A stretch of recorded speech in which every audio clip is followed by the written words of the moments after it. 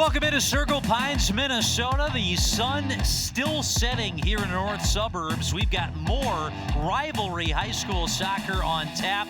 The girls' leg of our North Metro TV doubleheader pitting the 3-7 Blaine Bengals against host Centennial, who come in a record of 5-3-1. Welcome back in, we hope, everybody. Second leg of our doubleheader alongside Blythe Whaley. I'm Matt Dean. We're on the call here for part two of a pair of terrific varsity soccer doubleheader matchups. And Blythe, in game number 2 tonight, we've got, I would say, two teams headed in separate directions. Blaine coming in with a losing record since they have been conference and section contenders the last couple of years. Unusual to see. The Bengals hit a rough patch where they come into this one having dropped 4 of their last 5 matches since back-to-back wins to start the month of September. On the flip side, you've got a Centennial team kind of like last year, once again resurgent.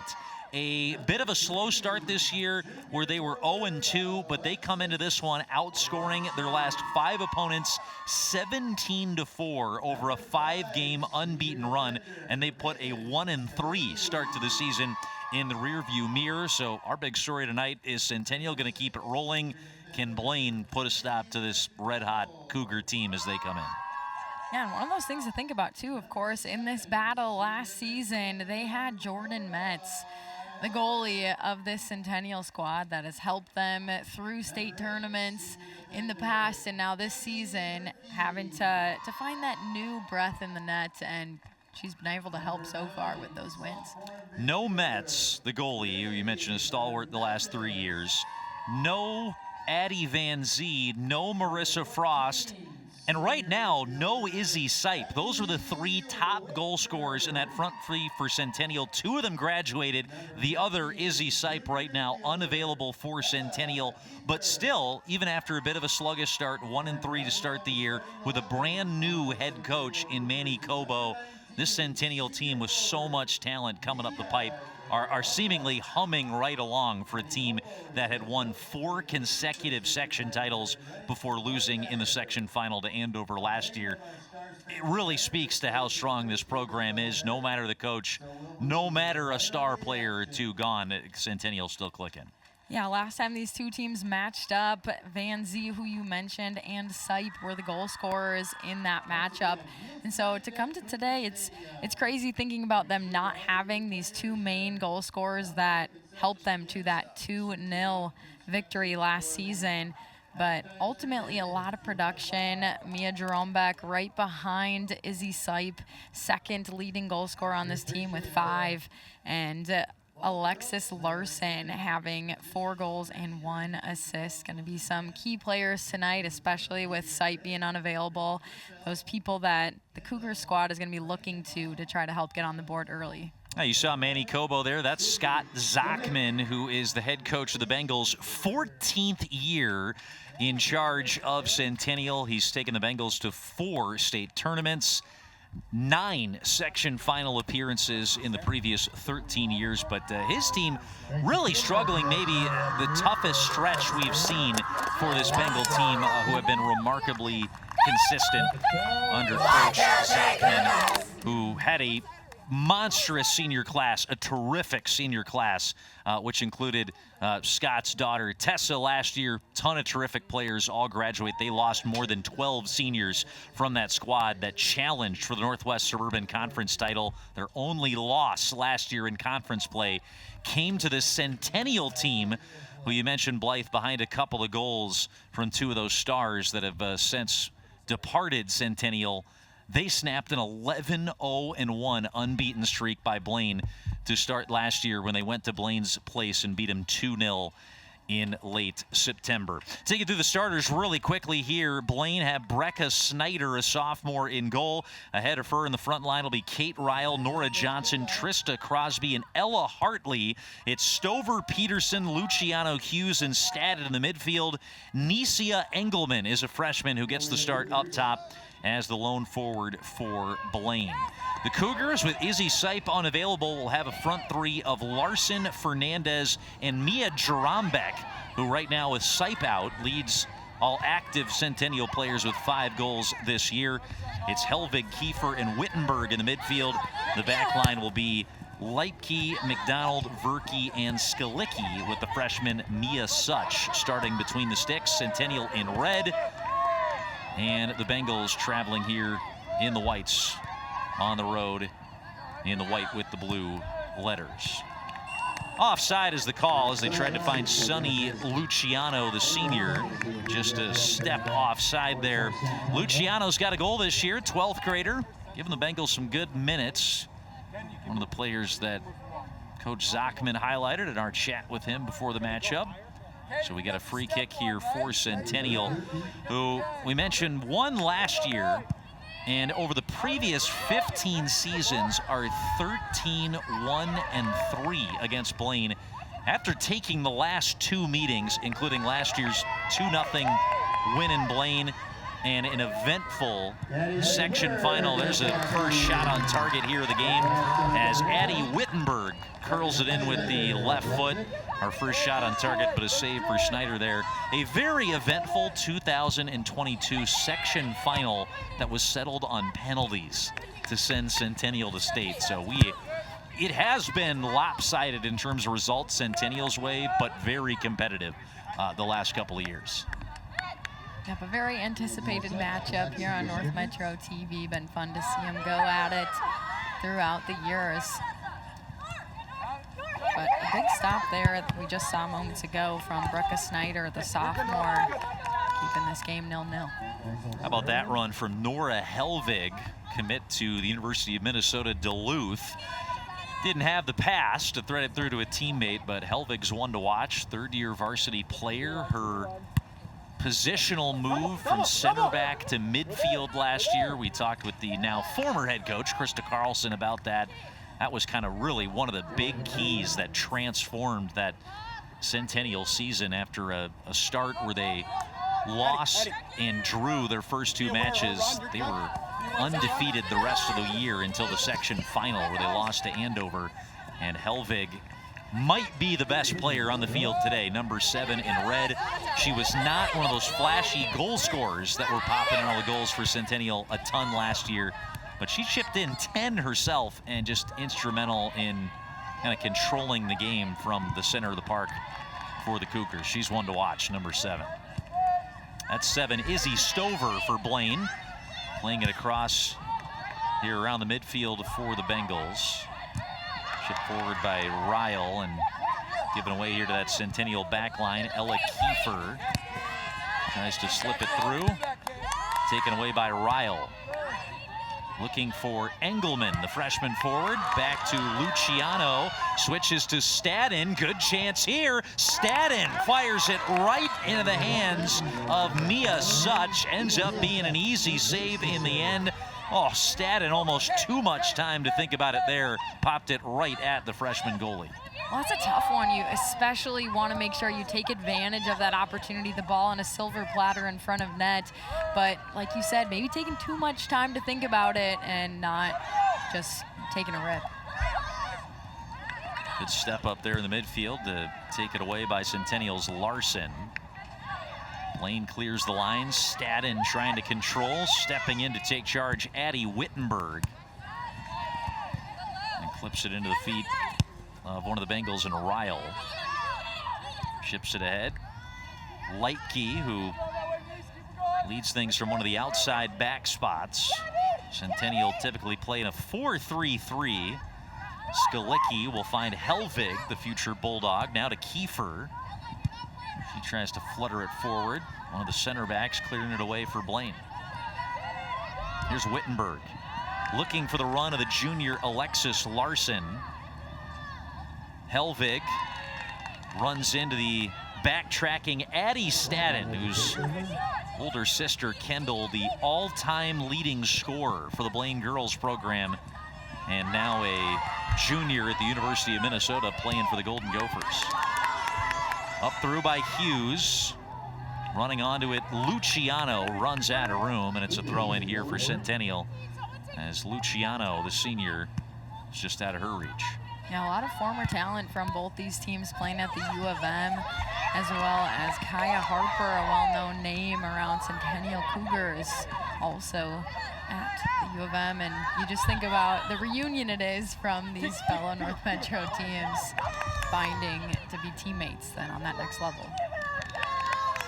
That one played out the back on the cross by Centennial. Going to be a goal kick for Blaine coming up. Just about 6 minutes gone. We've had a good chance on each end. A couple of shots on target, high-quality ones, as Brecca Snyder, sophomore, boots it out of here for Blaine. Snyder, her second year as the starting goalie for the Bengals. Yeah, North Metro area has been fruitful for the Gopher women's program, for sure.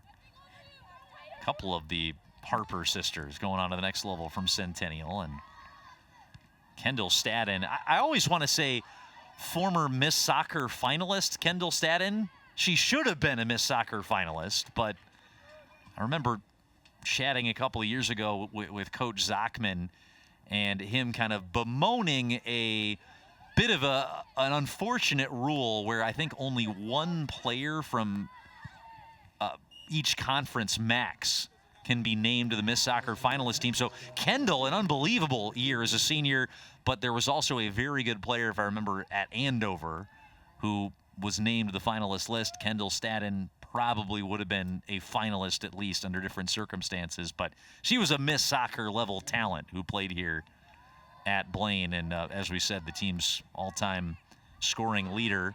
Addie, number 10, her younger sister, a bit of a different player, really dynamic winger for this Blaine team, where her sister was kind of a classic number 9 center forward. Here's Luciano getting it inside to Engelman, who's the number 9 in this current Blaine team. Engelman drops it back. Luciano with the left foot. It was going wide of the post.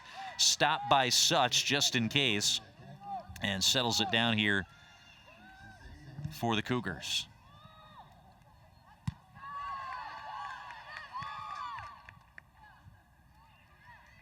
This was a good link up between the forward Engelman and Luciano, one of the wide midfielders stepping up. It's kind of a 4-5-1.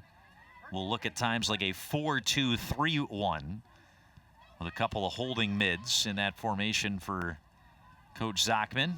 Peterson gave it away here to the outside. Fired forward into chase here for Larson. And Snyder takes charge to clear it away for Blaine. Yeah, it was a good idea to use her. Definitely set up in position to be able to clear that one up. Give them some wiggle room, that spacing. Haley Hughes had a no-look pass as she turned and tried to clip it ahead where she expected Luciano to be. A little bit too strong, and Such will step out again. If Centennial, and they're the favorites, can find a way to win today, it would be their third straight over their rivals Blaine. Centennial have been the recent dominating force in this Section 7 in girls Class 3A. Although they were runners-up to Andover last year, they beat every team in their section last year in the regular season, went undefeated in Northwest Suburban Conference play. So they were the 1 seed and lost here at home in an upset of sorts to Andover after beating the Huskies in the regular season. So Centennial, they don't want to overlook maybe a potential trap game here tonight as they host Blaine, but they have a big one coming up next Monday at Andover, which will be a rematch of that section final.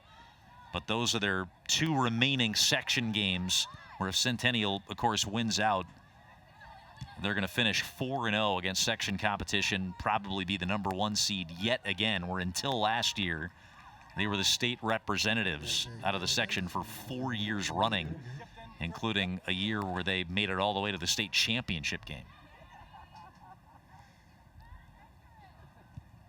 Trista Crosby, center back, flies it forward. Nora Helvig, long shot, forces a save out of Snyder. And not a bad effort there from the Cougar captain. Helvig, she can score a little bit. She's the creator in the midfield, had 10 goals last year and has 3 to go along with 7 assists this year. It looks speculative at first, but that was not comfortable for the sophomore goalie, and it'll win a free kick here for the Cougars, which Helvig will take herself. There she swings it in. Oh, that was a juicy one. Center of the box. Couldn't find a connecting Cougar on the other end. And did it take a deflection? I think it went clean through, and this is going to be a goal kick here for Blaine. Looks like Brecca Snyder shaking up there on the turf, hopefully able to get up. Looks like she is. Just maybe need a second. Clock stops for the case of an injury here. Another look at Helvig's curling shot. Yep, just one of the Cougars kind of just out of reach of her, crashing into the box, looking for a glancing header, point blank, ran into Snyder. That's what shook her up.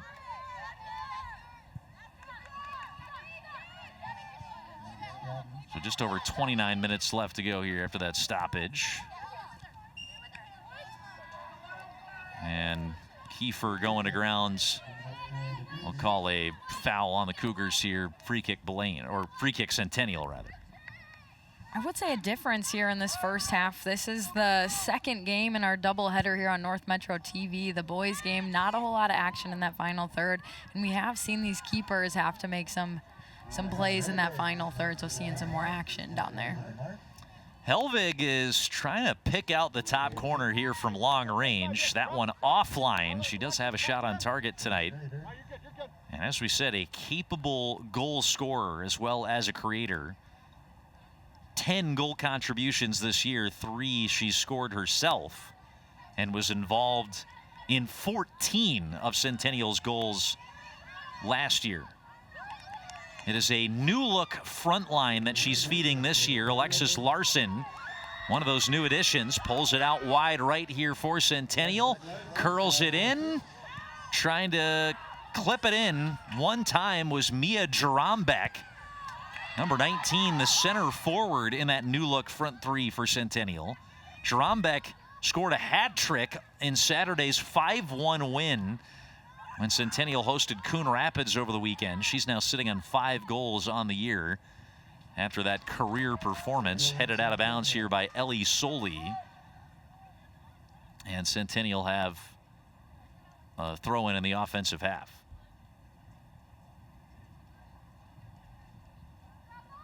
Really, the front line the last couple years for Centennial had been Addie Van Zee, Izzy Sipe, Marissa Frost. And those 3 combined for 38 goals last year.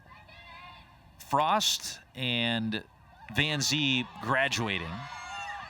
Van Zee is playing some college soccer. Frost is playing some college basketball at NDSU this year. Great 2-sport athlete. Sipe right now is injured, and this is going to be her 3rd game in a row without appearing in the lineup for Centennial.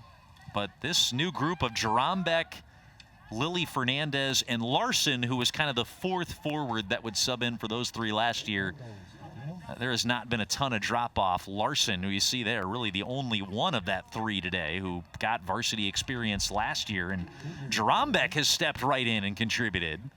And Larson with 4 goals, Jarombeck with 5. It has still been a potent Centennial offense, if not the same eye-popping numbers that the Cougars had last year. They are still a threat to put one past you at any moment.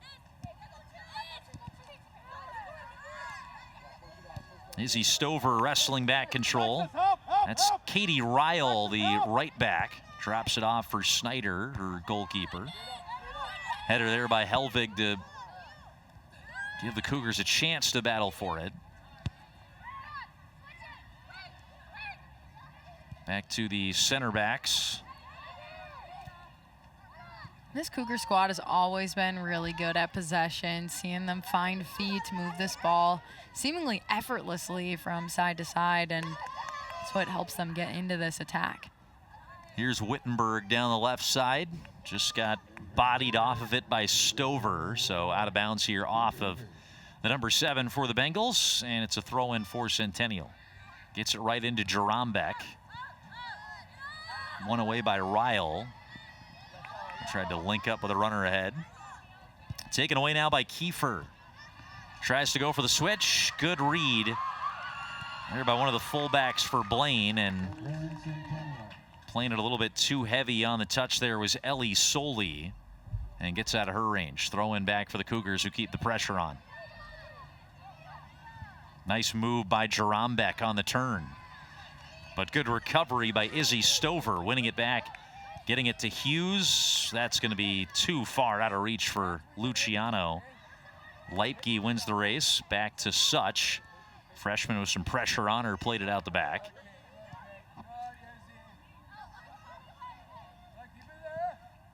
Dropping back in is Kiefer. I think one of the things that stands out about Centennial, we talked about Helvig, but really all three of those midfielders, Kiefer, Wittenberg, Helvig, under pressure, all very calm and confident, keeping possession. As Larson trying to surge past Hartley, had it jostled free for a moment.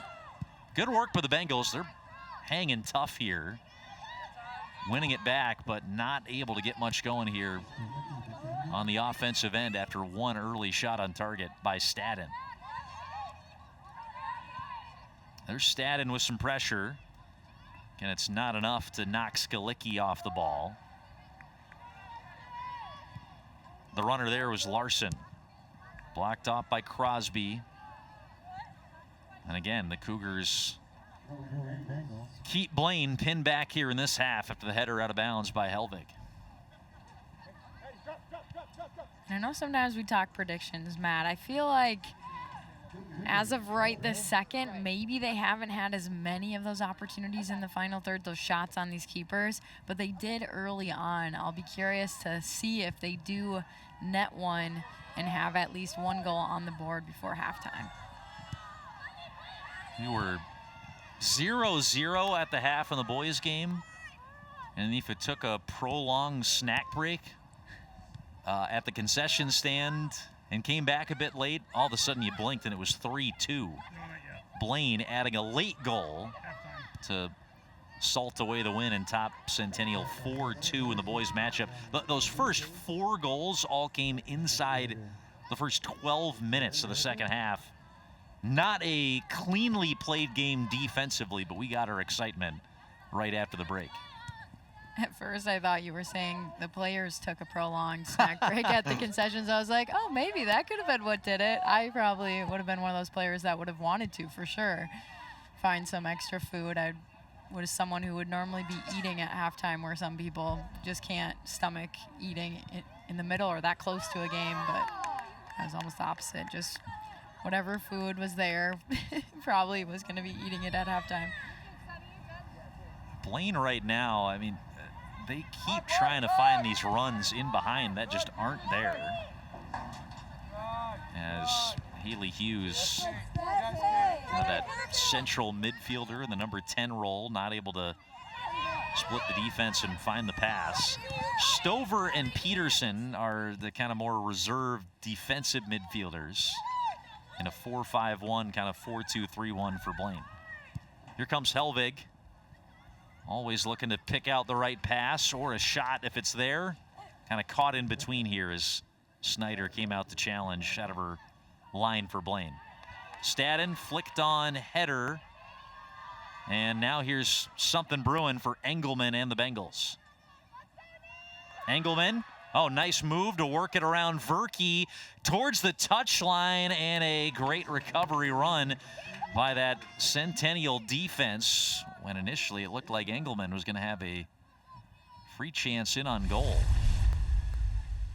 Verke got beat, and then one of her teammates collapsing in. That was Ellie Kiefer, one of the midfielders, who dropped back in and saved the day for Centennial. Nice work.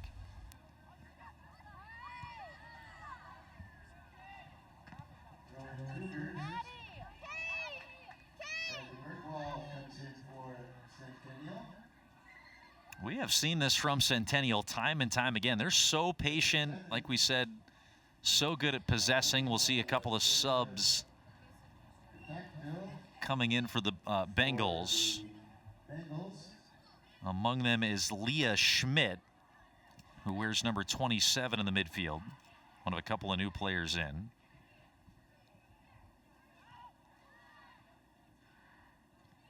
Centennial so good at almost lulling you to sleep with possession, but they're constantly keeping the pressure on, pinning you in your own half, and then all of a sudden one mistake, you blink and you're down 1-0. Skalicki will handle the throw here for the Cougars. They've kept their original starting 11 on the pitch for the whole 20 minutes plus so far. Blaine just making the first 2 changes of the game. Into Larson. Leaves it for a challenge by Soli.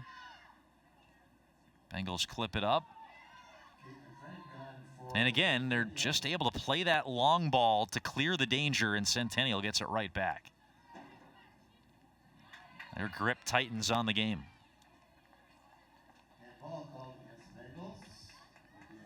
Called a handball there. So this is going to be a free kick dropped at the spot for Nora Helvig and Centennial. Not a lot of whistles, just a couple of early fouls. Helvig to swing it in with the right boot. Helvig, I don't think she was going for the top corner. It was closer to that than Larson on the backside runner.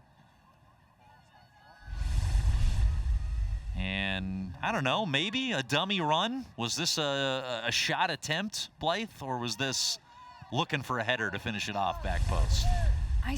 My gut looking at that, it still feels like she was looking for someone to finish it off. She was at curling ball, how it was curling, it looked like it was trying to go wide, but ultimately she would have been pleasantly surprised if that went in and they got to go up 1-0 from it. I agree. Righty, if you're trying to go top corner, you're probably going near post on that side to curl it in that way.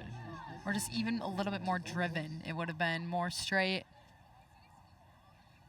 from the angle. But yeah, I think ultimately they'll take a goal however they can get it. So if luck had it on their side, that one could have been the opening one.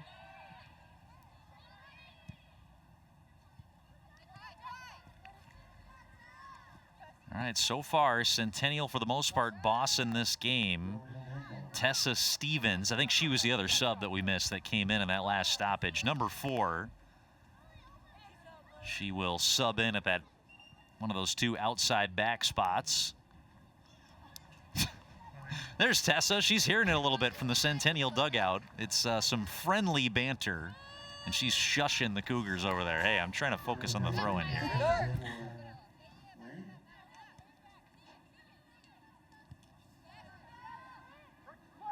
It's a rivalry, but it is at times a friendly rivalry. A lot of these players play on the same teams together during club season, and it's a game that both teams want to win, as they want some bragging rights over their rival school and over some of their friends that they're going to have to hear it from during club season later. Oh, great chance for Centennial. Offside flag was up. It wouldn't have counted. And this will be a free kick here for Blaine inside 17 minutes left to go in the first half.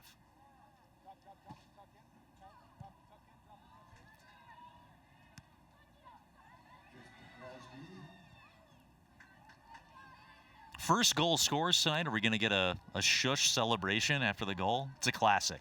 Yeah, maybe. Anything's possible, Matt.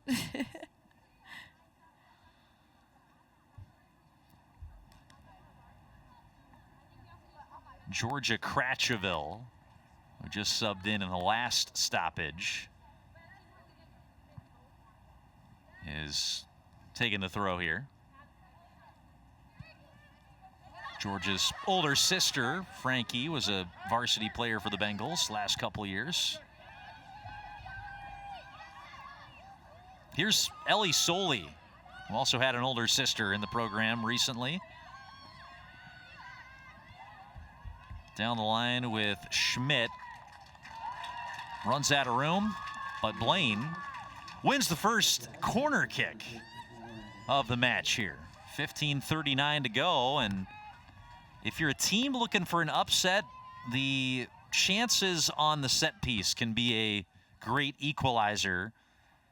Vanessa Peterson is the one who's looking for a perfect delivery here for the Bengals to do just that.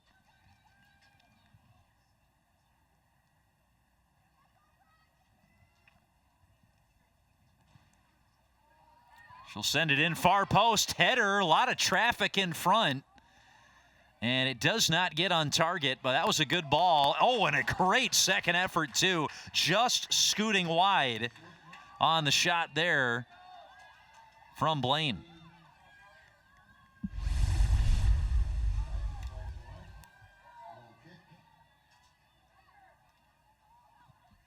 Yeah, you got to give them credit for these ladies sticking with it. That ball still bouncing around in the box. They got a second effort on it. Mia Such was ready to try to be able to make a play on that one if it had went towards net, but the Cougars stay still this clean slate. Both teams 0-0, Matt, and time is ticking down. Will they just kind of rest on this until halftime and wait for that regroup?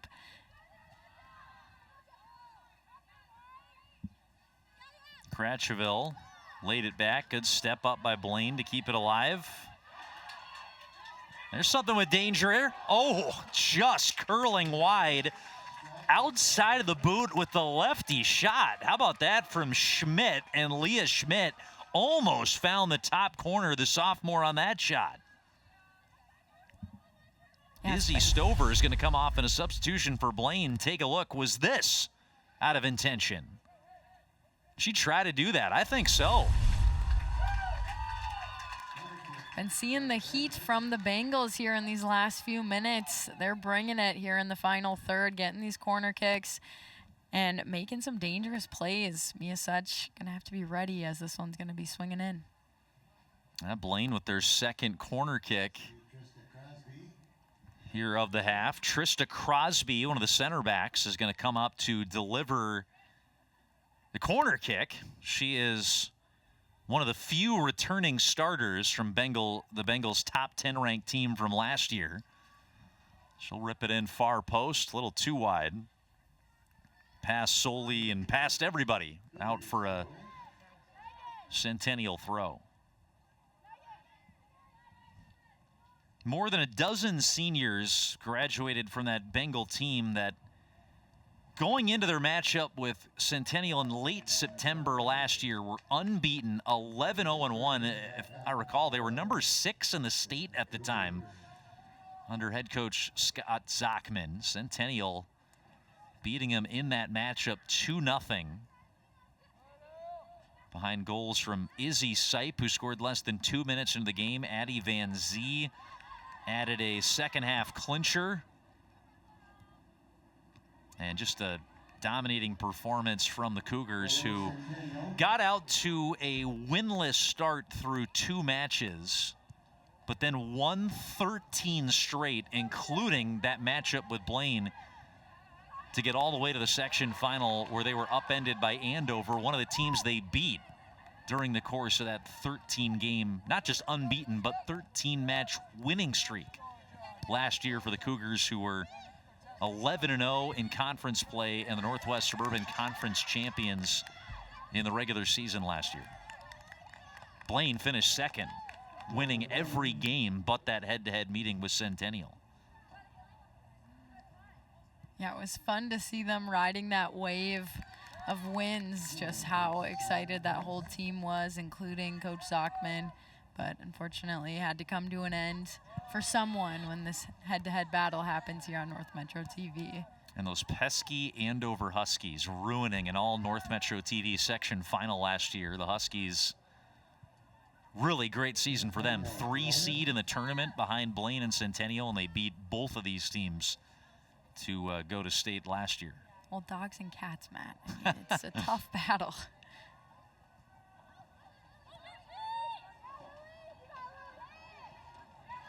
Good run by Lily Fernandez, the sophomore. Has been elevated to the starting lineup with Izzy Sipe out these last now 3 games in a row.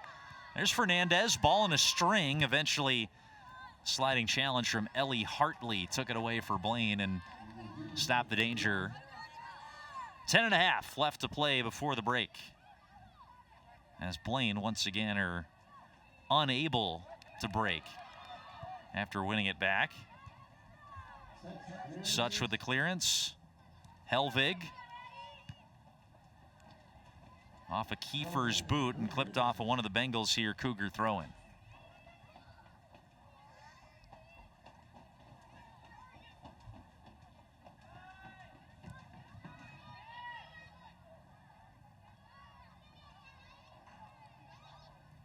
A lot of pressure on Blaine's number 5, Avery Soley, but she's able to hold it off and earn the throw for the Bengals.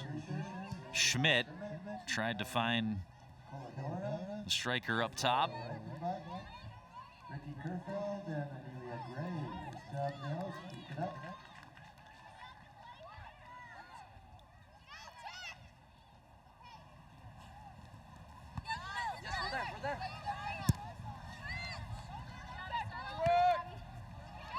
Always the night game under the lights brings just that little more intensity than sometimes the earlier games. So wanted to really soak in and take advantage of the opportunity to have the late game in this doubleheader.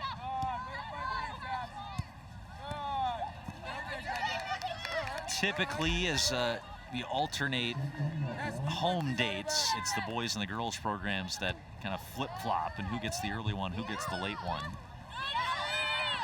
And yeah, you get a little bit of the Friday night's feel with the late game, but I think a lot of coaches like the early game, get to go home a little early, and maybe they would say you get a little bit more focus from your players. Get them right out of school, get them right into the game. I don't know. I would wonder which coaches or teams would rather prefer. Way more focus in the late game. For me, okay. For me anyway, I remember getting out of school, you have so much on your mind still. What homework you got, anything, and maybe can take a nap, just close your eyes for a few minutes, and then head back to the school, take on the game, versus really you just got from class, it feels, and you're going back on the pitch, warming up.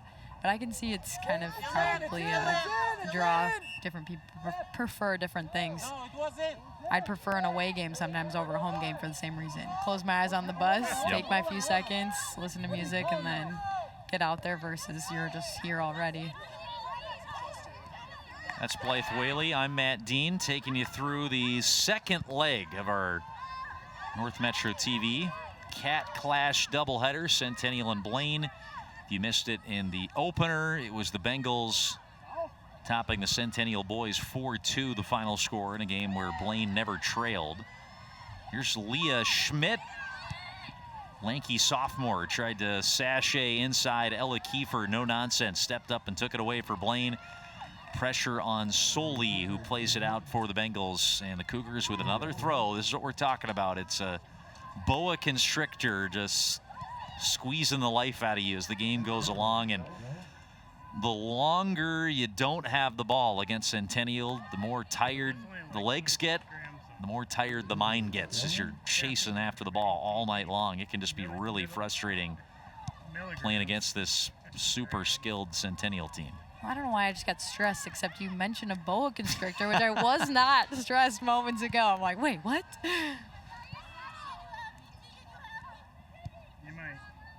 I could go without thinking of one of those for a bit. All right, no more snake references. It's mostly been cats and dogs up to this point. True, which I can handle that. Celsius is 200. No. Banks is 260. That's up to Jerome Beck. Nice touch, tried to lay it off to Wittenberg.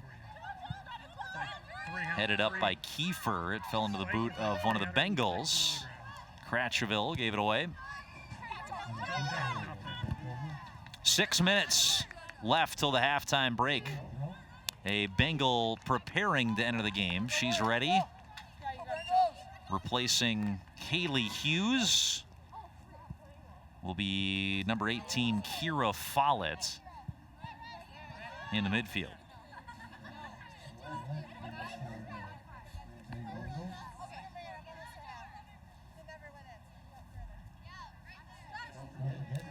way can this game also go scoreless in the first half? Somebody, give us a goal. Don't say never. We only got 5.5 minutes left to go till halftime. There's a chance. Wittenberg drives it into the waiting arms of Brecca Snyder. Third shot on target for Centennial here tonight. As Wittenberg cut in from the left wing, right foot. A little bit of trouble with it, but Snyder settles it down to cover here. We've got a couple of underclassmen starting in goal for both teams in this Blaine Centennial rivalry. Snyder is a second-year starter. She was a true freshman that took over last year. Blaine, with that super deep senior class last year, really came in with a lot of expectation last year. For the most part, lived up to it. Disappointing end of the season, but had that long undefeated run till falling to Centennial.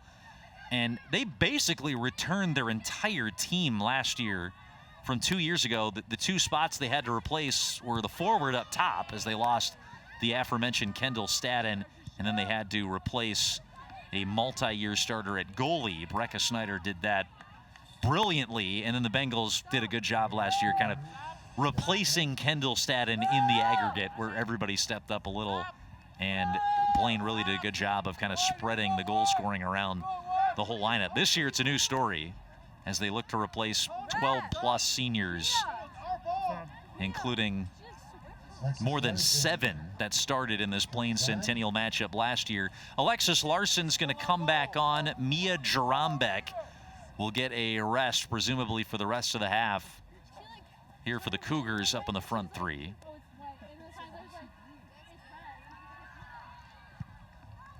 And it looks like they've kind of pushed Wittenberg maybe up more into a forward role here.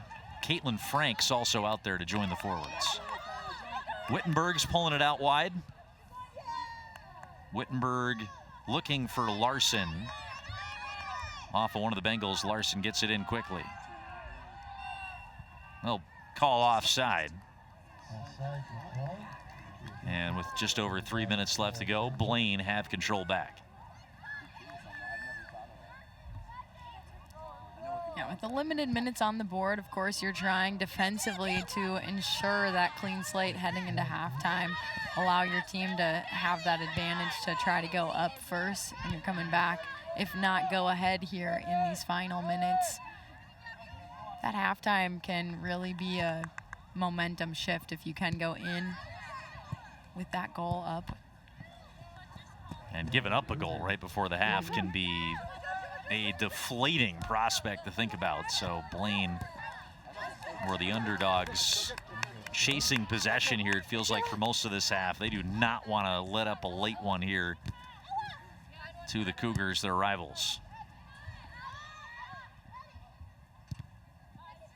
Wittenberg tried to turn, ran into Trista Crosby, the stout Blaine defender.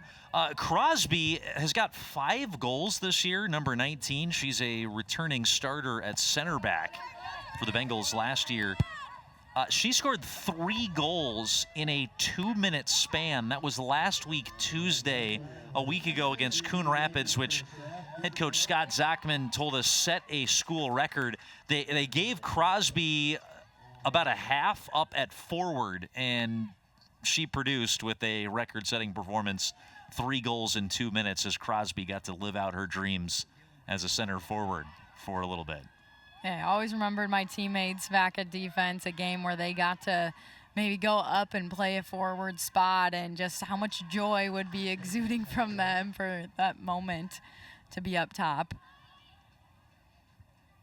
Crosby took over as a starting center back midway through her freshman year after the Bengals sustained an injury at the position. Outside of that little cameo at forward, she's hardly left the position, starting just about every game for the Bengals ever since. Number 19 sees that one knock out off of one of the Cougars. And this will be thrown back in here by Soli. Bengals chip it up. That leaked out of bounds there momentarily. Centennial's got to throw, and they got 50 seconds left to work with here before the break.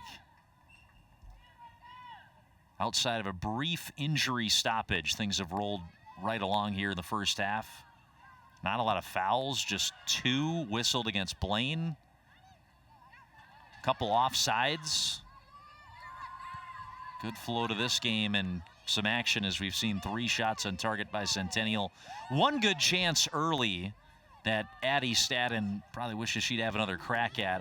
This first half we'd be talking about very differently if Stadden had managed to slip one past Mia Such within the first 10 minutes. But we're going to head to the break for the second time in tonight's doubleheader with no goals to report to you after the first 40 minutes. Centennial and Blaine grinding out a scoreless first half. We'll see if the second opens up with some action like the boys' game did. Blaine and Centennial locked up in the nightcap of a doubleheader. No score as we step aside here in North Metro TV.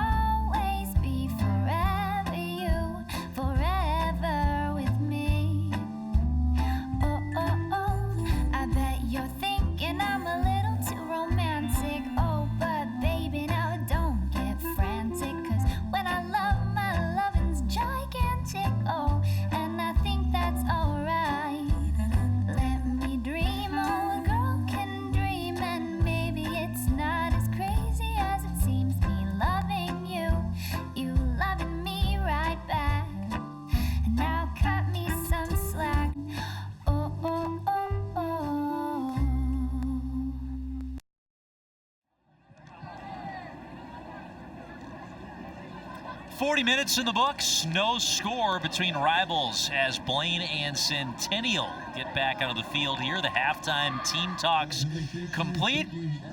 Both starting 11s retaking the field, and Matt Dean and Blythe Whaley back along with you for the second half. Centennial will have the second half kickoff, and Blythe looking for some adjustments here. There was some space to be found in the first few minutes. We saw a couple of good chances from both teams. And then Blaine just kind of playing back, playing smart defensively, even though Centennial, it felt like, controlled the flow of the game for much of that first half, rather. I would say there was some minutes towards that end of the first half that Blaine was showing some more of that aggression in that final third. Will that transfer over to the start of the second half?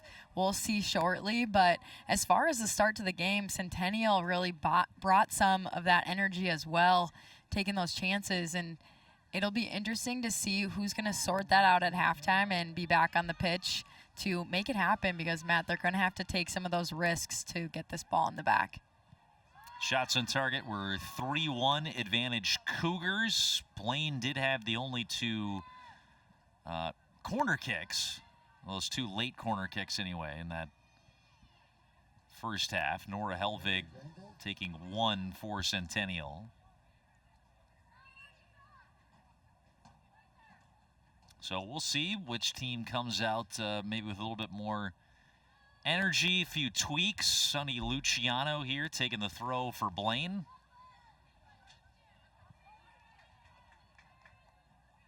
As the Bengals try to bust out of a tough sled here lately in the month of September. They come in having dropped 4 of their last 5 matches after winning back-to-back games to start out the month. Blaine fell 6-2 on Saturday in Spring Lake Park with the Bengals scoring on themselves with an own goal less than 2 minutes in. Things kind of spiraling from there. Blaine, it's remarkable how consistent we talked about they've been under Scott Zachman. That game on Saturday, the most goals that Blaine have allowed in almost 12 years. Last time a Blaine team let in a dozen goals, you have to go back to November of 2012 when Blaine ceded 6 to Lakeville North at the Metrodome. That was in a state tournament third place game against a pretty good team, and that was a pretty good Blaine squad that you'd have to imagine maybe were a little bit checked out playing in essentially a consolation game, even though it was at a big venue at the state tournament. Talking about almost 12 years ago to the date, last time Blaine let in 6 in a single game. Just not something you see.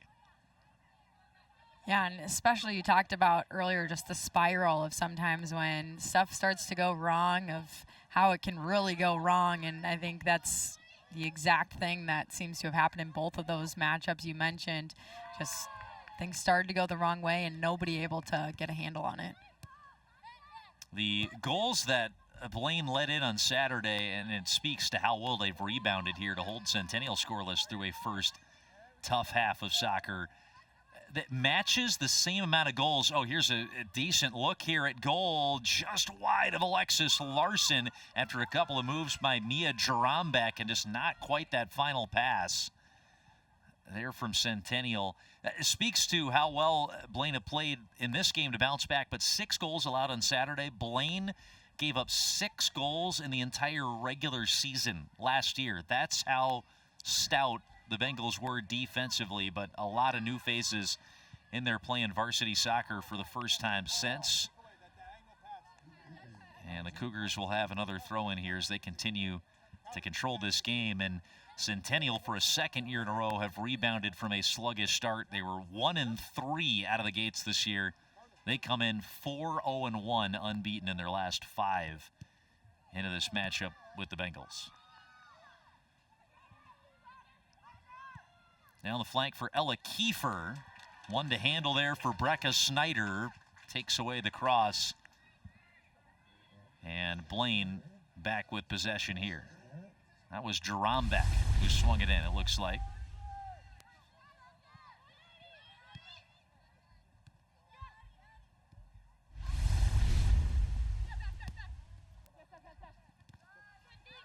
You talked about the limited amount of shots we had in the first half. That's going to need to change here in the second half. Going to need to continue to test these keepers, make them have to make those big stops. I'm not counting that last one as a shot. You with me in the statistical front there? I will stand with you. United front. United front up here in the North Metro TV booth. Alexis Larson plays one out here for Centennial. Throw-in coming Blaine's way.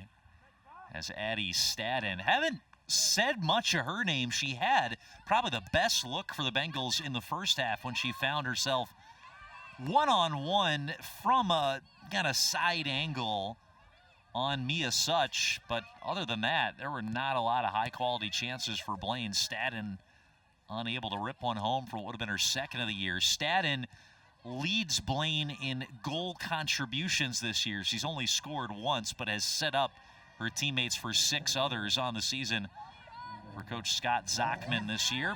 There's Megan Skalicki trying to get one past Trista Crosby, the hard-nosed center back for Blaine. Skalicki scoots one in from long range, and Snyder will let it roll out for a goal kick. You're seeing the example of just how a great back line can help that keeper so much. You're seeing those stops before that ball that would have had a lot of power going towards the keeper, just doesn't have really anything on it when it finally gets there. Another wrestle for it here. Centennial opens up with Jarombeck on a great pass from Larson, and the Blaine crowd applauding the efforts of Brecca Snyder, who stops definitely the best scoring chance of the day for Centennial. Good look here. How about that pass from Larson to set up Jarombeck, coming off the hat trick performance on Saturday, and throws her head up into the sky in despair. Wanted to bag that one home. There's Stadden. Beat one defender, couldn't beat the second. And Centennial takes it away. Turned over here in the midfield. Stover along to Peterson. Vanessa Peterson, little nutmeg move through the legs. Fires it, tipping off the fingertips of Mia Such. I think it was going to go wide. Such couldn't be sure and brushed it aside with the fingertips. We'll count it as a shot on goal here for Blaine. How about the nutmeg move through the defender by VP Vanessa Peterson, the senior, showing off the skills. When the gate's open, you got to take it, and it certainly helped her allow this corner to happen. Peterson's going to be the one taking it for Blaine. Far post. It was there. Haley Hughes was the closest Bengal to it going after the header. Nudged out of there. Larson putting some pressure on in pursuit and wins a throw in here for Centennial. Rob right in the thick of it down there for North Metro TV.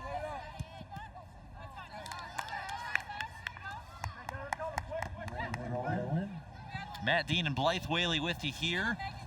Leg 2 of the doubleheader. On the boys' side, Blaine were winners 4-2 over Centennial earlier. Kenton Kipp, our director in the truck.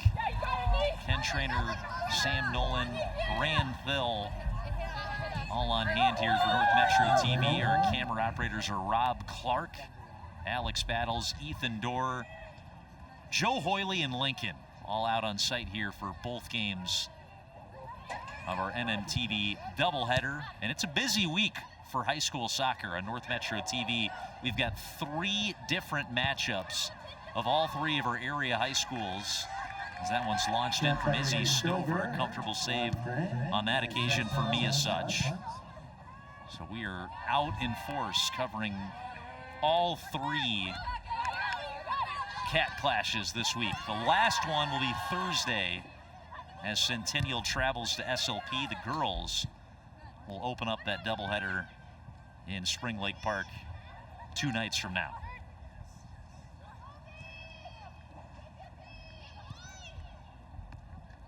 Helvig, the UMD commit, pulling it out wide now for Larson.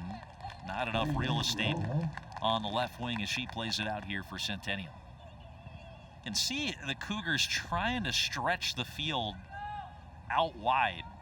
And really trying to work it through the middle a lot, and Bengals always with a body right on kind of the center forward, number 19, trying to play it. We mentioned how badly it went for Blaine on Saturday. Talking with Coach Zachman, one of his team's best performances of the year, he said came last week on Thursday when the Bengals faced off against defending section champions Andover. All the struggles they've had with so many new players to varsity this year, they were right in that game with Andover down to the wire, losing 1-0.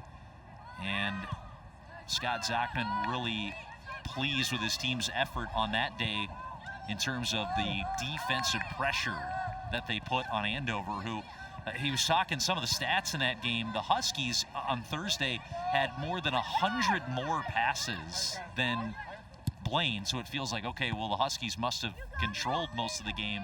But he said majority of those passes were just the back line for Andover, just passing it between each other. Anytime Andover got the ball up the field, Blaine were right on them. And it might be a similar game statistically a little bit to last Thursday, where Centennial are stringing a lot of the passes together, but they have not been able to string a lot of those passes together between the front 3 and really wreak a lot of havoc here, as we'll see Izzy Stover jog off here and get a breather for Blaine. And I think teams really, you get up for that big games, just like today. Of course, Blaine excited to play in the Cat Clash, and you think about them playing against Andover, knowing how well they did last season, wanting that game to live up to the expectation. They want to take them down, and you can see why they could have such a big game. Strong challenge by Addie Wittenberg there to win it back for Centennial. Now with some room to run is Alexis Larson down the left wing. Larson tries to cut inside, and some strong defense out there out wide by Ellie Hartley. So a couple of takeaways here. And Hartley cracking a smile there as she put a stop to that Cougar break. Hartley, a sophomore in her first year on varsity. Kate Ryle clears it out of there. And Lipke gives it away. A step up by the senior captain, Haley Hughes. And Hughes has got a runner ahead. Could not find Nesia Engelman, the freshman. And coming out to the corner of the 18-yard box, Mia Such picks it up to squelch the chance here for Blaine. That was a good look on the break. Blaine didn't have advantage in numbers, but 2-on-3, a chance to make something happen. They'll get it back on a throw-in. The Bengals here, far touchline.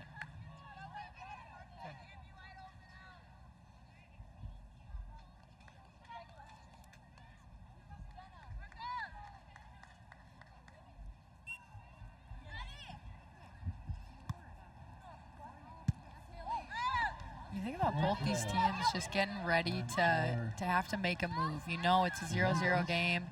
You have to have at least a moment in this game where you're going to push even harder than you've all game to try to get that ball in the back of the net to at least have a winner here today. And we talked about it before the game, just that there doesn't need to be a winner today. In regular season, we don't have the overtime like we once did, so this game really could end 0-0. But Matt, of course, the fans, the teams, nobody wants that to be the case today. And we've seen some opportunities and chances that could change that script. But ultimately, these ladies have that in the back of their head. When is going to be that moment? How do we capitalize on something when it opens up?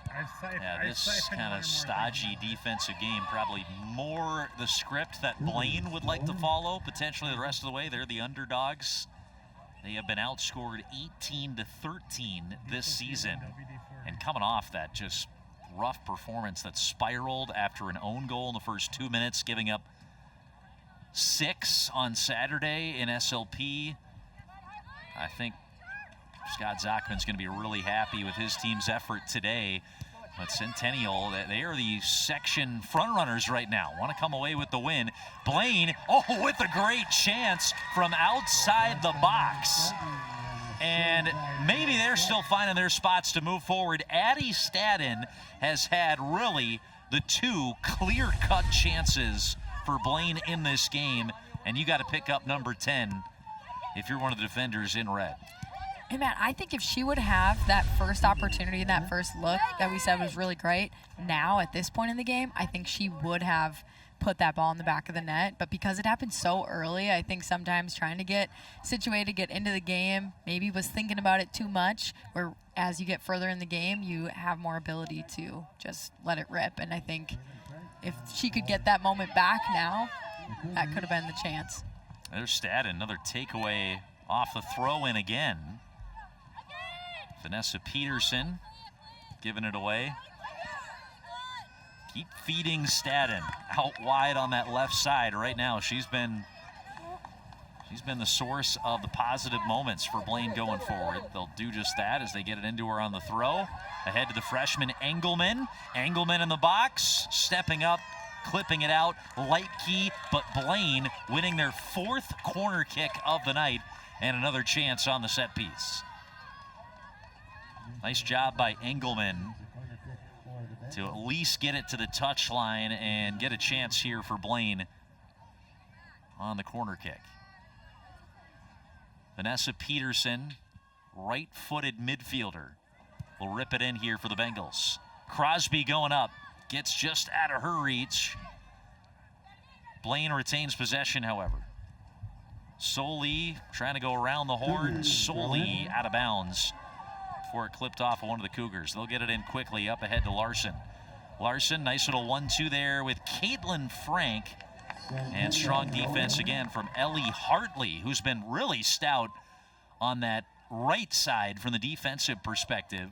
She's been matched up a lot of the night with Alexis Larson, number 3 for Centennial, and has been shutting her down. Hartley as part of that back line here for the Bengals tonight. That's Kate Ryle. She goes down. Not enough for the officials to bring the whistle out. Larson centers it. clip back to Fernandez. She'll retreat. And Centennial elects to play the possession game. Nice turn by Kiefer. Stepping up, Hughes. Way out of range here for any of her teammates. And Such will come out to play it with her feet. Even the center backs pretty calm when they've got the ball. Gabby Verkey played that calmly on the pass back from her keeper. We'll see a substitution coming in for Blaine. Tessa Stevens will sub in at one of the outside back spots here for Blaine.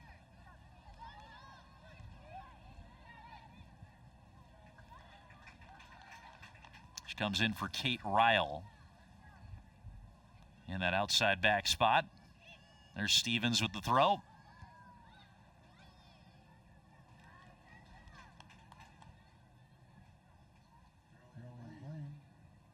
Almost 20 minutes gone of the 40 here in the second half. And Blaine, I mean, you can make a case, Blythe, have had the better of the chances here to try to break open our scoreless tie so far. Yeah, I was going to mention the corner kick battle. When you say that Blaine has had the more corner kicks in this matchup, that's oftentimes because they're pressuring that back line, forcing them to play that ball out the back line. And that means Blaine has gotten deep, made those opportunities happen, and it makes sense why you could make that case, Matt. Caitlin Franks through ball, scooped up off the hop by the sophomore keeper Schneider.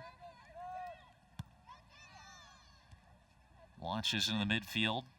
Centennial controlling, but a foul, as this will be coming back Blaine's way as Wittenberg looked like she had settled it down. I think it's the first foul we've had called on Centennial tonight. It's been a clean, friendly rivalry here in the girls' side. Yeah, you definitely had to mention girls' side because in the guys' matchup, we had a lot of whistles. Oof. Nothing off the book. Oh, that one off the post. I think Vanessa Peterson, the one with the rip for Blaine. It won't be a shot on target, but Georgia Cratcheville laid it off. VP with the shot, and the top crossbar, saving Centennial that close from going down 1-0. It's funny, there is one of the drills that I've done in soccer over the years is you play the crossbar game and you're purposely trying to hit the crossbar. And so when it happens in a game, of course, it's definitely a different feeling. You've wanted to have dipped even further. But there's definitely points in practice where people would celebrate at that moment that it would have hit that.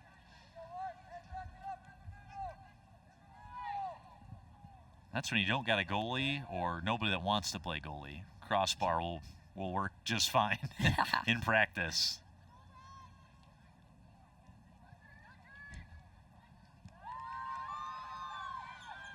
Here goes Larson down the left side, leaving her feet to go in for the challenge. It was a clean one, it looked like. It was Tessa Stevens. And they'll say a little bit of a, I think, extension of the arm there and a push by Larson. So it's a free kick for Blaine.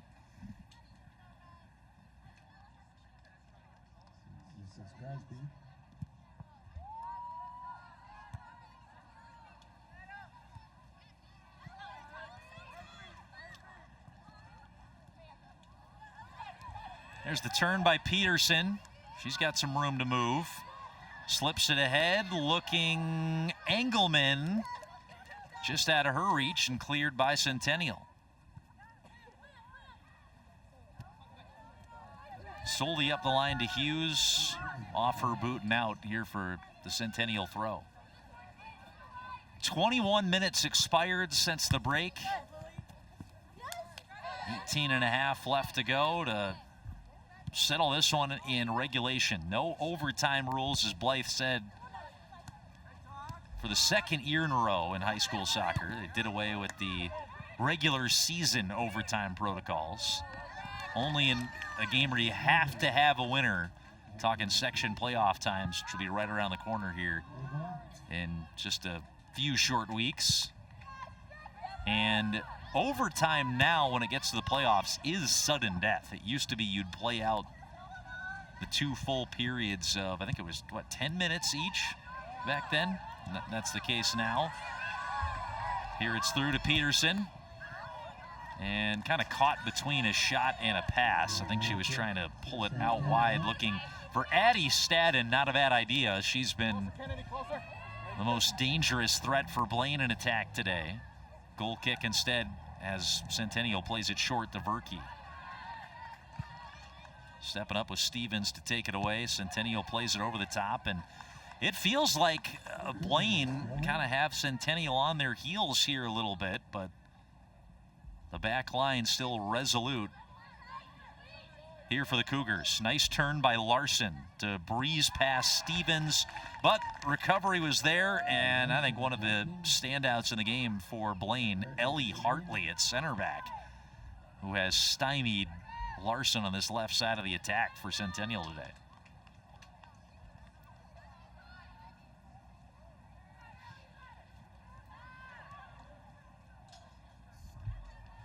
And, you know, this is just coming to me, Blythe. Yeah. It's a cat clash. We've got 2 of our North Metro TV schools. What happens when we have a cat clash draw in terms of post-game interviews at the end? Has this happened before in North Metro TV history in the less than 2 short seasons since we've no longer had overtime? There were ties before in high school soccer. What's the cat clash protocol? You've been around the block here longer than me in Blaine. So it just happened actually on Saturday. The boys went to a 2-2 draw, and of course Blaine was up 2-0 at halftime, so you have the comeback team coming back to tie it up. So a lot different maybe when it's a 0-0 game than a matchup. So you guys went with the team that had rallied from 2-0 down to get the draw. It seems like a more positive result for that team. If you got no goals, which way you going? I know, that's a tough one. We'll find out soon, Matt, if that is the case. Our director, Kenton Kipp, says crossbars is the official tiebreaker. Perfect. That makes sense. So right now, that's Blaine. Yep. Here we go. Vanessa Peterson hitting the crossbar is the highlight of the game right now in terms of scoring chances.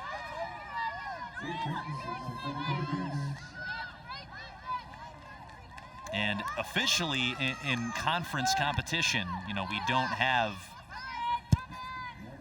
shootouts, any sort of tiebreaker procedures, but maybe schoolyard rules, you can add a little asterisk and say it was a Blaine win because of the kiss off the crossbar. As of now. Still 15 minutes left to find a winner.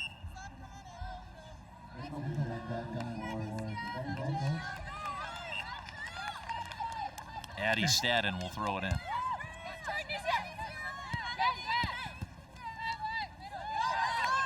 Good hold-up play by Hughes. Earns another quick throw for Stadden.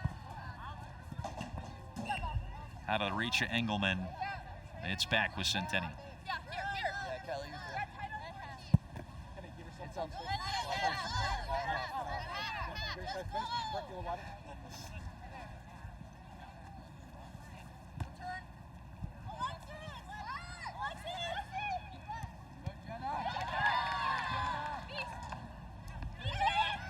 I think right now, I mean, we talked about it a little bit, Centennial coming in as the favorites. I mean, we were talking in jest a little bit about the injuries, but this would absolutely be a bigger result for Blaine if they hang on here in a 0-0 draw, considering what happened Saturday and the kind of rut that the Bengals have been in for their last 5 matches, losses, and in a tough stretch. Oh, Stadden, a nutmeg, right-footed shot, looking top corner, just curls it wide.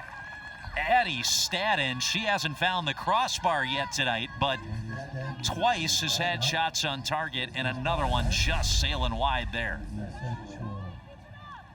What a player she is in creating, coming from out on the wing, and no iron found, although it did feel like nearly grazed the corner on that upright.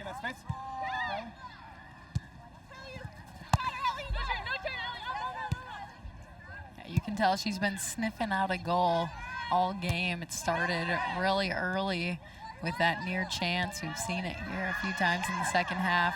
Oh, here's a good chance. Centennial with a break. Snyder comes out, denies the opportunity. Flipped into the open goal. Centennial scores in the scramble. And picking up the tally, Caitlin Frank, the junior, finds the loose ball, chips it into the wide open net. Centennial with less than 13 minutes left to go, lead it behind the juniors' first of the season.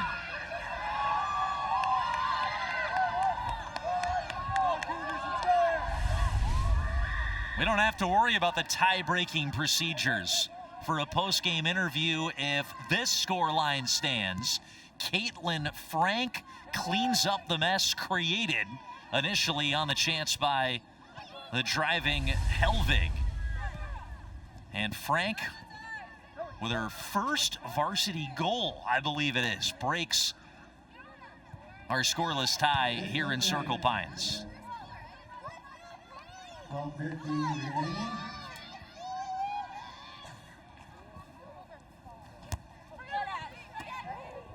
And those are the moments that, of course, the Bengals want to take back, just hanging on for so long throughout this game, keeping it 0-0, and ultimately just that flub up and able to go down so quickly. And still got time on the board, though, Matt.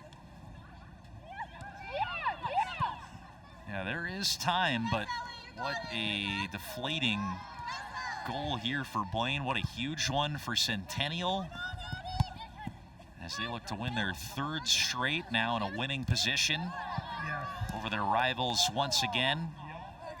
The game settled 2-0 in Blaine last year. The two teams met up in the section final, and it was scoreless after regulation, after overtime. A dramatic, I believe it was a 9 or 10 round penalty shootout that we covered on North Metro TV to go to state. 2 years ago, Blaine won the regular season meeting in 2022, which snapped a 7-match losing skid against the Cougars, who in the results department have seemingly dominated this rivalry as of late. But another chapter in the storyline where it is, again, the margin's so close between these two teams, even though for the most part it's been Centennial coming out on the winning end as of late. Blaine will make another change here, bringing back in Sonny Luciano, replaces Georgia Cratcheville in the midfield, as the Bengals chase a late goal here, scored with 12:58 left in the 69th minute of the match by Centennial's Caitlin Frank, a junior, scoring her first career varsity goal to get the Cougars on the board.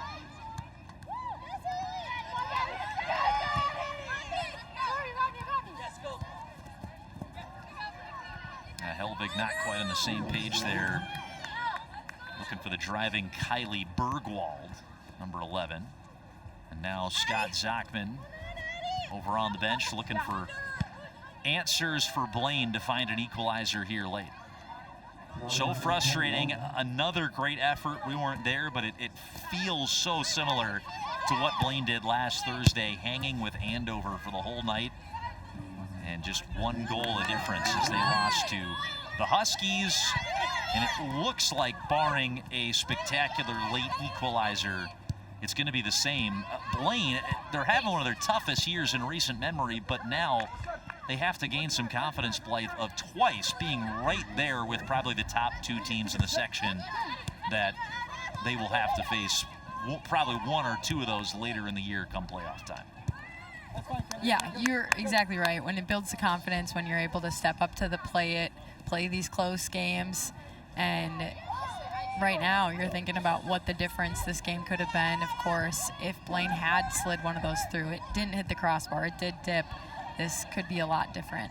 How about those moves by Addie Stadden again? She centered it to Vanessa Peterson, who ends up losing it, and it just feels like the way the game's gone, if Blaine are going to find a late equalizer, number 10 is going to be involved somehow some way from the left side in the midfield.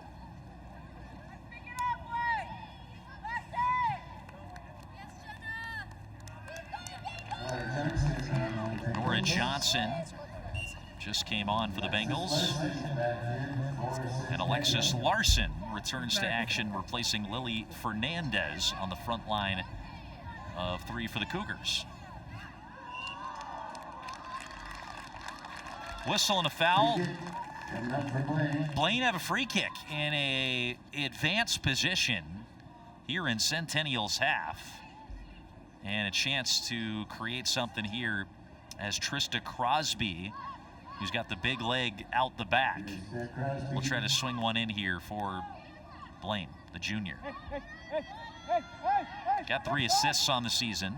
Bends one far post. Juggled, tipped down, and then eventually collected by Mia Such, the freshman. Such is also a varsity hockey player, the goalie. She's a forward in hockey season where she's line mates with number 3 out there in the soccer pitch, Alexis Larson, who were both part of a Centennial section runner-up team that were a win away from state last year. And a lot of times that does happen. I mean, keepers have really good vision, and you'll see sometimes even in soccer, a keeper could actually make a really good forward.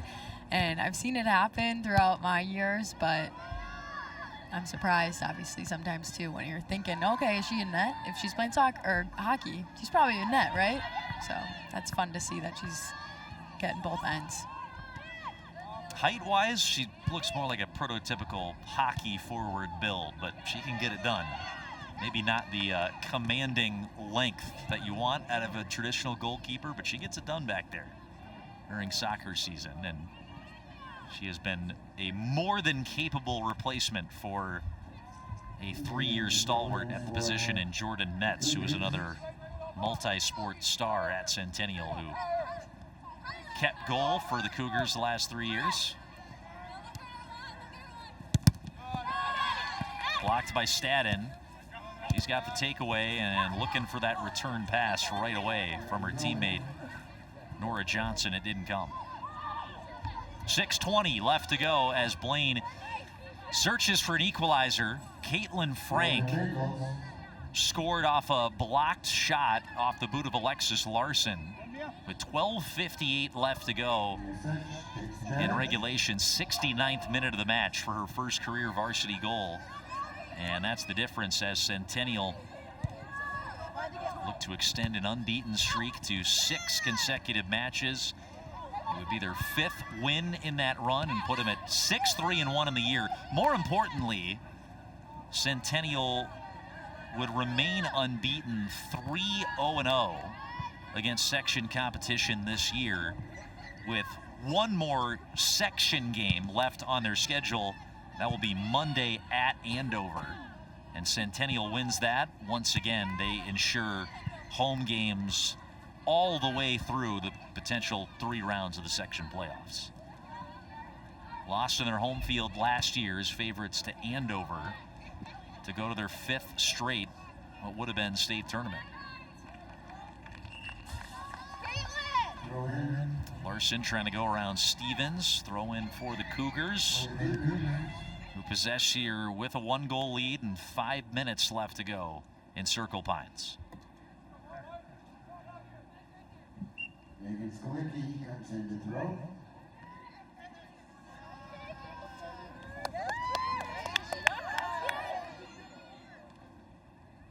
Skolicki looking for Larson. Raced down by Hartley, who plays it out the side here for another Cougar throw-in.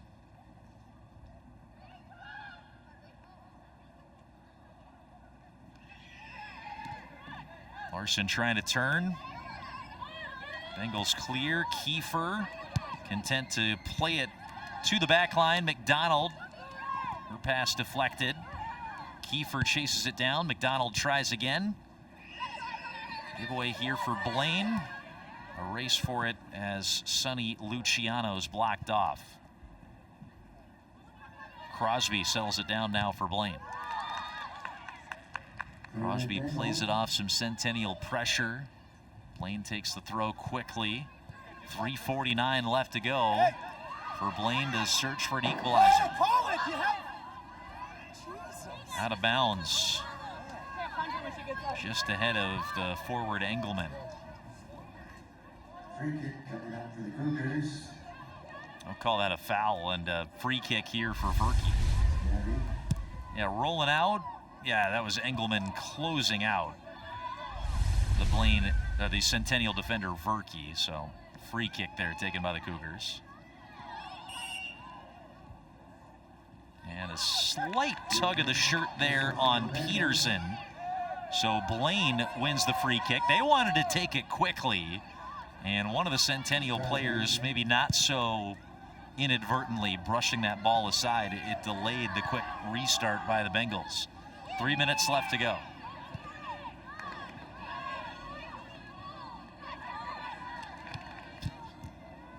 I don't have a TV safe way to say what that type of strategy is called. That's fair. Nothing against the rules legally, but a little bit shady. Okay, I'm just gonna clip the ball slightly to the side and delay the other team from restarting the game. 1-0 Centennial with just over 2 minutes left to go. Luciano throws it in quickly here to Engelman. Back to goal, tries to turn and face up Skalicki. Stays with Blaine. Centered through by Hughes. Chip shot by Stadden. Blocked out by number 11 in red for Centennial, and a speculative shot going to be swallowed up by Such. 2 minutes remaining. Key stop here is Stadden was once again the one sending it in on goal. And it remains a lead for the Cougars with less than 2 minutes to go.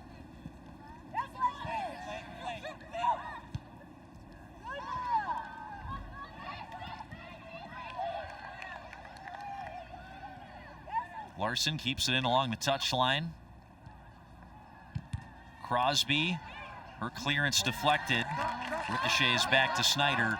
Blaine with 90 seconds left to find an equalizer.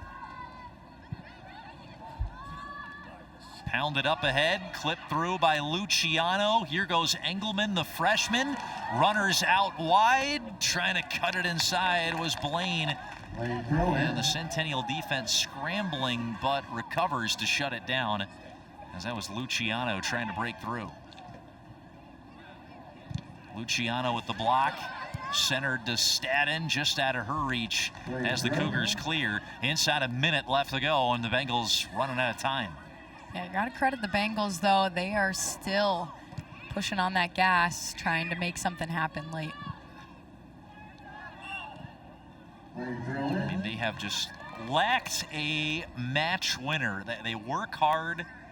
They have shown performances like this, Blaine, where they can hang with some of the top teams in the section, but who have you got that can put it in the back of the net in a crucial moment? That's just what's been missing for the Bengals. And Addie Stadden is a terrific wide midfielder. 1 goal, 6 assists. It just feels like Blaine are lacking somebody to just step up and finish off the chances as good as Stadden has been. It doesn't seem like she's quite the finisher in front of net that the Bengals are missing. Here's Engelman. Engelman in front. The net was open. Oh, and Blaine running out of time here. 18 seconds left to go on the clock. And Centennial with some desperate defending. That was there for Stadden, or one of the Bengals, to latch onto it. And with 14 seconds left to go, that should take us down to the wire. What a final chance that was for Blaine, sitting there just outside the 6-yard box. It's not going to be enough. Blaine puts together a solid 80-minute performance, but a late winner in the 69th minute by Caitlin Frank. The first varsity goal of the career for number 28 makes it 3 in a row for Centennial against their rivals Blaine. The Cougars go to 6-3-1 and run out their season-long unbeaten streak to 6 straight since a 1-3 start to the season. It is Caitlin Frank's night for the Cougars, and Centennial marches on to the 1-0 victory over their rivals. Matt Dean and Blythe Whaley, We have more to come still from Circle Pines. Caitlin Frank with the decisive goal. We will chat with some of the Cougars about this big win in the second half over the Bengals, their rivals tonight. 1-0, your final score. We'll come on back as Blythe Whaley will wrap it up with some of the Cougars standouts next on North Metro TV.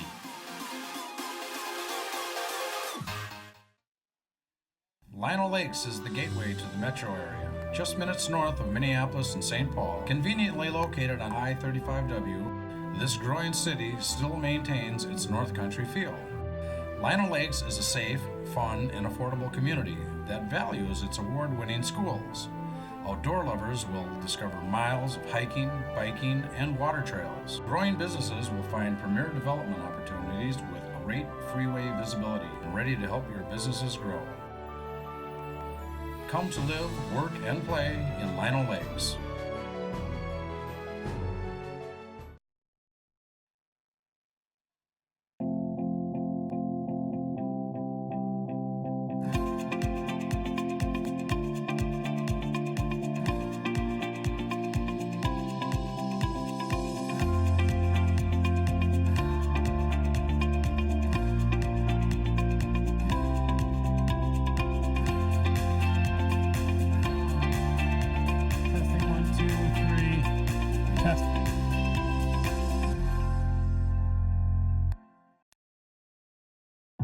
Share new perspectives with North Metro TV.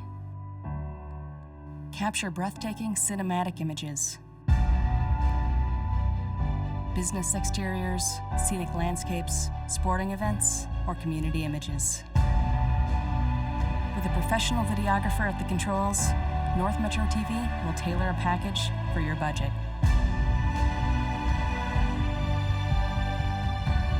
For high-quality photo and video aerials, contact North Metro TV.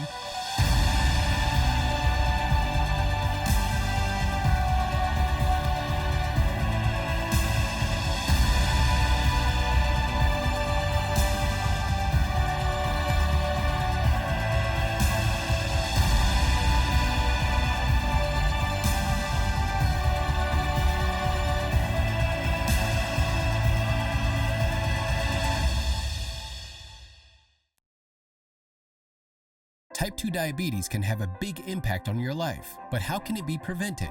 Well, the first step is knowing if you have prediabetes, a serious medical condition that puts you at high risk for type 2 diabetes. 1 in 3 American adults has prediabetes, but more than 80% don't know they have it. The good news is, prediabetes can be reversed, and for many people, healthy changes in their daily routine can make a big difference. Take the 1-minute risk test today at doihaveprediabetes.org.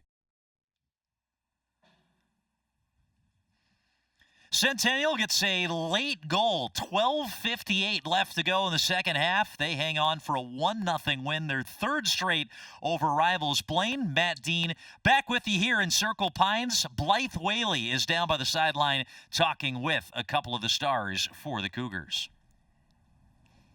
Alongside me is Caitlin Frank and Nora Helvig, both these ladies having everything to do with that one goal on the board. We're going to start with you, Caitlin.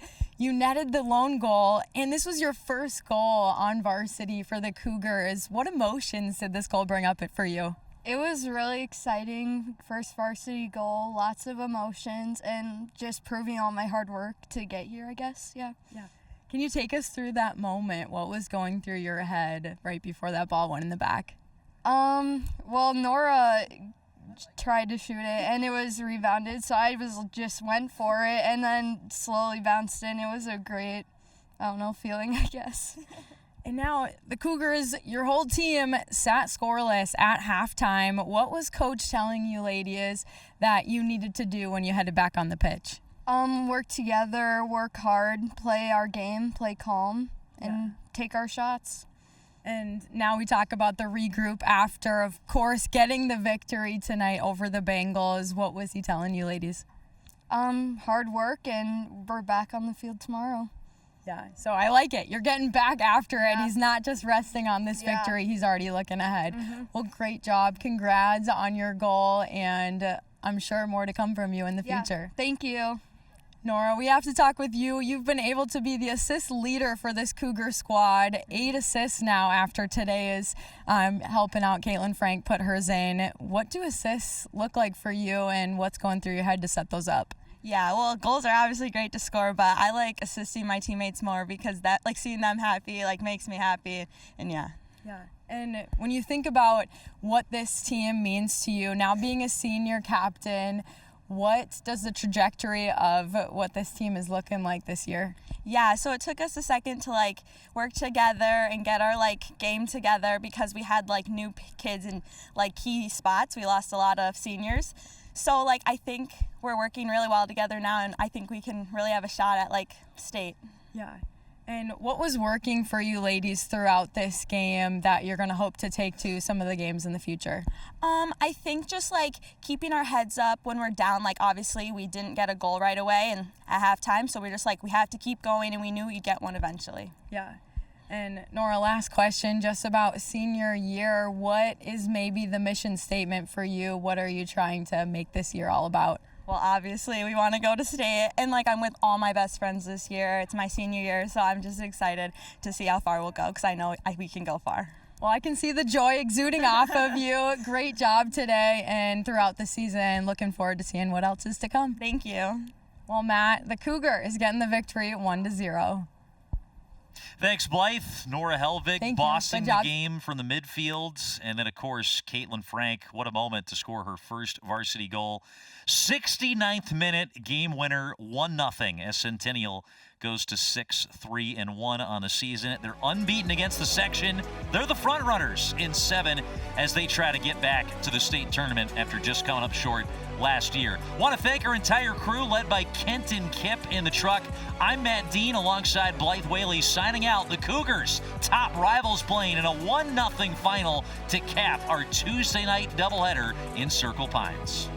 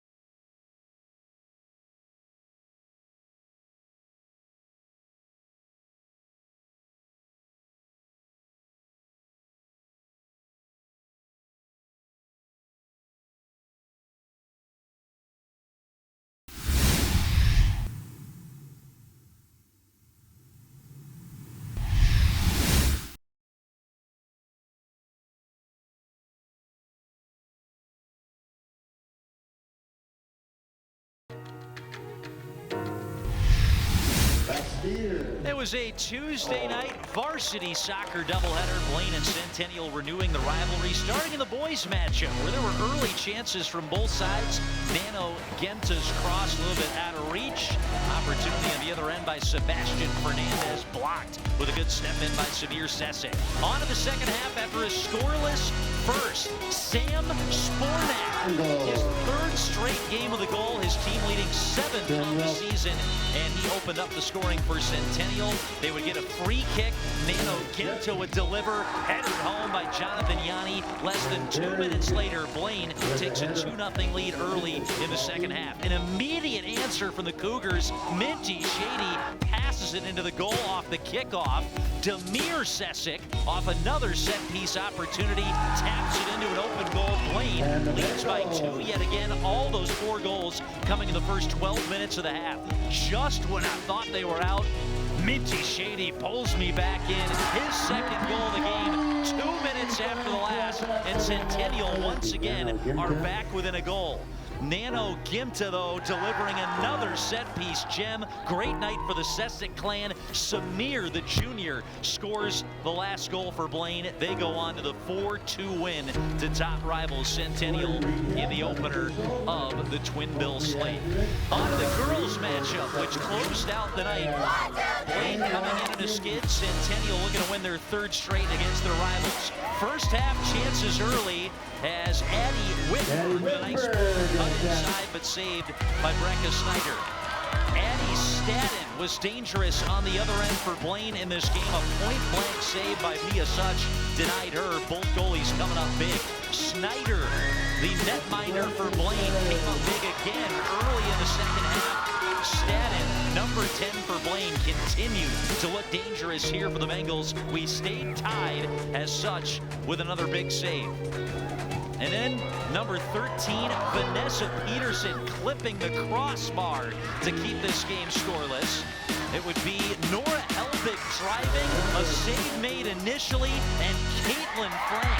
That's her first varsity goal. 12:58 left in regulation. Centennial takes the 1-0 lead. Blaine had a great chance inside the final minute. Centennial desperately clears it out the way.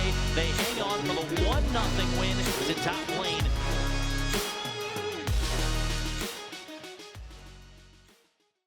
It was really exciting, first varsity goal, lots of emotions, and just proving all my hard work to get here, I guess, yeah.